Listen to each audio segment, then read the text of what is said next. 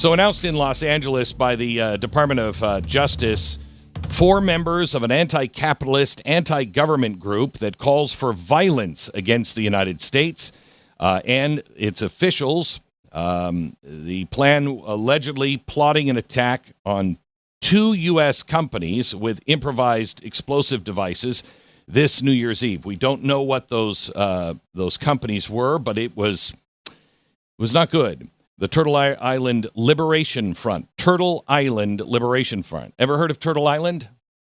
That's what the indigenous people call America. Turtle Island. That's what they call the North America. This is a far-left, pro-Palestinian, anti-government, and anti-capitalist group. When I say it was pro-Palestinian, I want you to understand this. That is not their main thing. They are anti-American and anti-capitalist. This is part of what's called the Red-Green Alliance, and we'll explain that here in just a second. But they were preparing to conduct a series of bombings against multiple targets in California beginning on New Year's Eve. They also planned to target ICE agents and vehicles. The 4 were arrested. They face federal charges of conspiracy and possession of an unregistered destructive device. This was called Operation Midnight Sun, and they were going to plant backpacks and pipe bombs and complex IEDs to detonate simultaneously at multiple locations, targeting U.S. companies on New Year's Eve at midnight.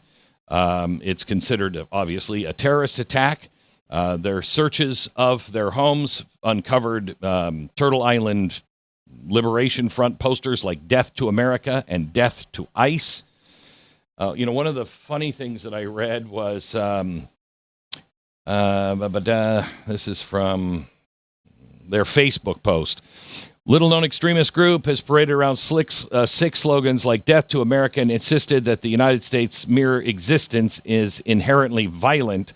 Now, this is what they posted on Facebook. When we say death to America and call for an end to colonization, it doesn't mean the displacement or harm of non-indigenous citizens. Wait, you were targeting ICE officials and you were going to blow things up. I do not think it means what you think it means, but maybe that's just me. Sorry, thought of Rob Reiner there for a second.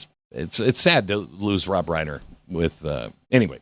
Let me go to Ryan Mauro. Ryan is with us now, researcher and joining us at the torch as somebody who's just really going to sharpen us on all of our warnings and all of our research into these radical groups. Welcome. How are you? I'm doing great. Thanks for having me on. So it was in April, I think you were on, and you said, Glenn, you have to pay attention. One of the groups you have to pay attention to is Turtle Island Liberation Front. And here it is. Almost exactly what you said would happen is happening now. Right. So what had happened is that with my colleagues at the Capital Research Center, we had mapped out basically the entire anti-Israeli extremist movement, over 150 groups, and that was with limited time. So it's much bigger than that. But one of the things I saw in their ecosystem, and this just shows how we live in completely separate worlds, is that this term Turtle Island was commonplace. So whether you're a communist or an Islamist or you're an anarchist or whatever, you would refer to the U.S. as the so-called United States or Turtle Island and say it's occupied and needs to be liberated just like Palestine. And so they would refuse to say Israel, they say Palestine. They refuse to say the United States, they say Turtle Island. Why? And it's because of this conception out there that I'm not even sure is that accurate, that the Native American tribes referred to the U.S. and Canada and Mexico as Turtle Island because they believed that the continent was created on the back of a turtle. And so the evil white settler capitalists came in and ruined everything. That's what it inherently was, and so it's equivalent to Palestine. And so the conclusion of my study, and I debuted some of the findings with you, and in fact, I think you were the only media outlet that actually made a point of this and got this, was that there's a certain level of diversity among these pro-terror extremists. So what's the unifying factor, the theme? It's liberating Turtle Island.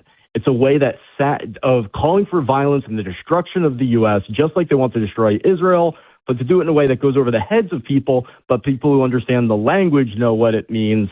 And it's frankly smart because of all the sympathy and the way American students have been taught about the history of the Native American tribes.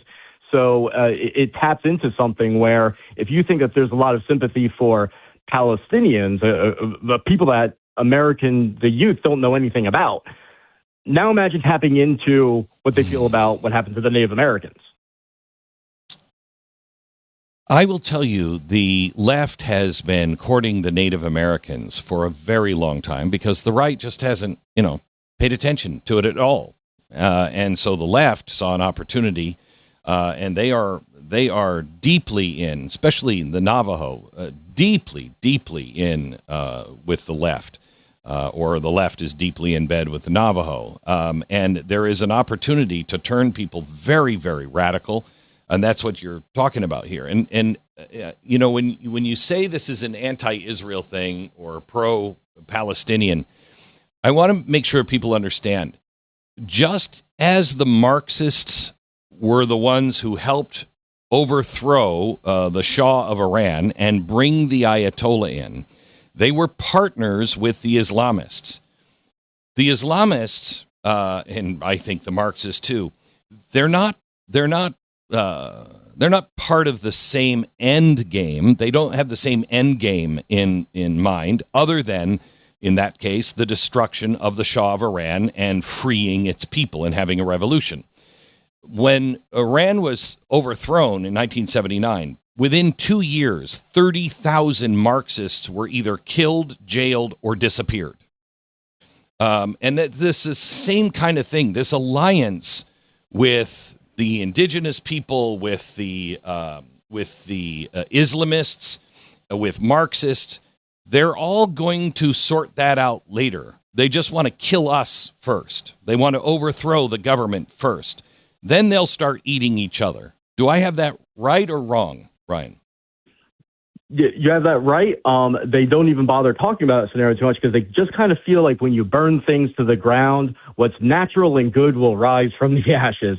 And so the theme of Turtle Island is kind of that's why I called it the Turtle Island Intifada. Is kind of like what's bringing together all of these ideologies. But what we also talked about back in April, and actually before that too, was, well, what's the targeting strategy going to be? And what we concluded was that the campaign is going to broaden because they were openly, I was seeing in their communication, they're saying, look, this Israel issue is going to go away. And they didn't want to say it was partially because Israel was kicking their butts so badly. But they said this issue is going to not rally people anymore. What do? We need to become an anti-police movement. And to whatever degree we can, broaden it out to be an anti-Zionist, anti-capitalist movement. And so you were able to tell what was the next stage. It was going to be under the banner of Turtle Island. And they were going to target law enforcement. Specifically, ICE was the one that was most talked about. So that was able to be forecasted as well. But also companies that they can connect, even by some leap, to the Zionist infrastructure. Because that way you're hitting all the themes: anti-police, anti-Zionist, anti-capitalist, Turtle Island, and pro-Palestine. And that's exactly what this plot was doing. It actually came to fruition in a way that's much more vivid than I anticipated. So although this plot was foiled, make no mistake about it, it is a marker in time for this new era, this new offensive that has begun. How likely is this going to be? How likely is this to become the next BLM movement? This, Turtle Island liberation, from sea to sea, Turtle Island will be free kind of crap. I think it's extremely likely. The chances are far better than 50-50. In fact, I think it's inevitable it's going to get a lot of support just by people talking about saying, well, what is this Turtle Island thing? Oh, the Native Americans? Oh, well, there's this almost biblical narrative that follows this, where it was like the Turtle Island was the Garden of Eden. The capitalist white colonists, white supremacists with their patriarch came in and infected it like the snake. And then the Native Americans were essentially, it's like a Jesus narrative at that point. Well, they died for our sin. And so now we need to restore the original Garden of Eden. So sometimes they use that language specifically. Most of the time it's just that type of theme. But that's kind of the emotional pull that comes in by tapping into that narrative. And by the way, one of the accounts that this specific terrorist group followed on social media was the Christian anarchists. Now, I know you've said in the past, you've noted how some of the anarchist language went over even into the white supremacists.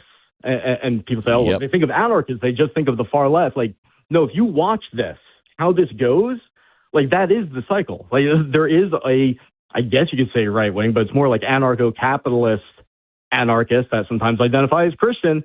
And so this propaganda goes from the terrorists, overseas governments, to Turtle Island folks, over to the Christian anarchists, and then it cycles around. So this is all one seditionist movement. Do you think the Trump administration gets it? I mean, hats off to the FBI and Kash Patel for, thwarting this and stopping this as they were in the desert beginning to assemble these bombs.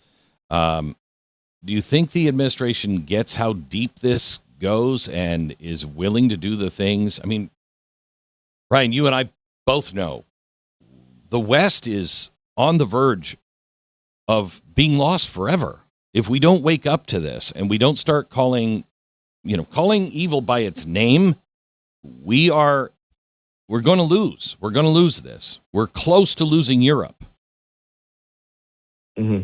Well, 3 business days after you and I released my report that I wrote about the $80 million that went from Soros's network to the pro-terror groups, it was reported that the Trump administration had launched an investigation specifically naming the report that we released on the Charlie Kirk show 1 week after he passed.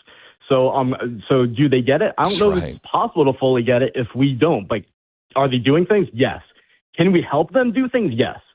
Remember that groups like the FBI and all them, they can't just collect intelligence on everyone's free speech protected activity, but civilians can. That's where civilian researchers come in. And so that's what happened with the Soros report. We can collect all of that. We can make the case. And so does the FBI know all of it? No, because we and the citizens haven't given them everything that they need. And so I think 2 things have to happen. First, we need to put together a team to map out the Turtle Island Intifada and map this out so action can be taken.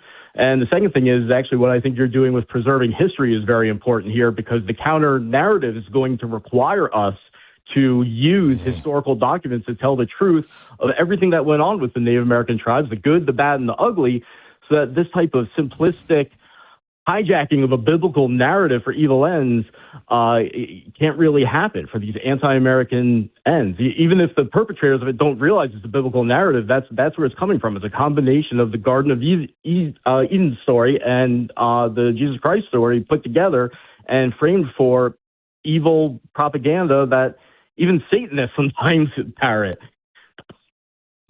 Ryan, I mean, we're supporting you. We're doing everything we can. I want to make sure that others, because you run a nonprofit. Your research center, Capital Research Center, is a nonprofit, and you operate on donations. If you are interested in helping, what Ryan is doing, and this is why I'm bringing him on the air a lot beginning next year and working closely with him, because what he is finding, the research that he's doing, is unlike anybody else's. And it's critical that it happens. If you happen to want to make a donation to a charity or to a 501c3, please consider Ryan's group. How do they contact you, Ryan? How do they give? Well, I partner with Capital Research Center, who are excellent to donate to. So that's kind of like a research wing. And then also RyanMauro.com, which is my personal website. That's where my specific intelligence gathering group is also based. So I would say check out those 2 because Capital Research Center is broader. But if you want to focus just on the Turtle Island counter-terrorism stuff, then RyanMauro.com is where people can contact me or make a donation so that we can. I mean, your fans can they give me great intel, but I don't have the resources to act on all of it. And so I'm trying to rectify that because you've got an intelligence gathering army behind you, and it's time that we use it. Thank you so much, Ryan. I appreciate it. RyanMauro.com, Ryan, MAURO, RyanMauro.com. They could use your support because we're about to turbo the research.